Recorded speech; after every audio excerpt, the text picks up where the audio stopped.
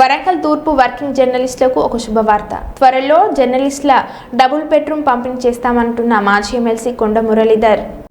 మొన్న కూడా పత్రికా విలేకరుల విషయంలో నేను అదే చెప్తున్నా. మీకు 10,000 గజాలు 15 కోట్లది మీకు ఇవ్వడం జరిగింది. తర్వాత 50 లక్షలతో బిల్డింగ్ కట్టేయడం జరిగింది. కానీ అది ఒకరి చేతుల్లో 2 చేతుల్లో ఉండడం జరుగుతుంది.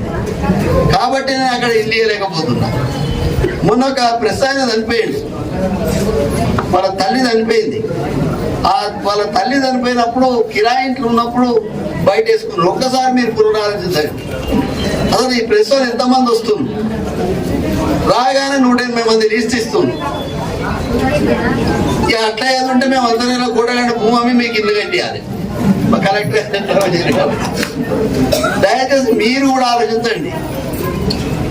అర్హులైన వాళ్ళందరూ కూడా ఈ 15 రోజులలో మరి మీ మంత్రి గారు కొండా సురేఖ గారు, కమిషనర్ గారు, అలాగే కలెక్టర్ గారితో మరి వారి చేతుల మీదనే ఇప్పిస్తా నిజమైన లబ్ధిదారులకు.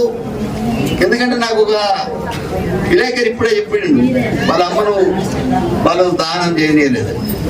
మరి ఇంతకన్నా మరి అది ఉన్నది.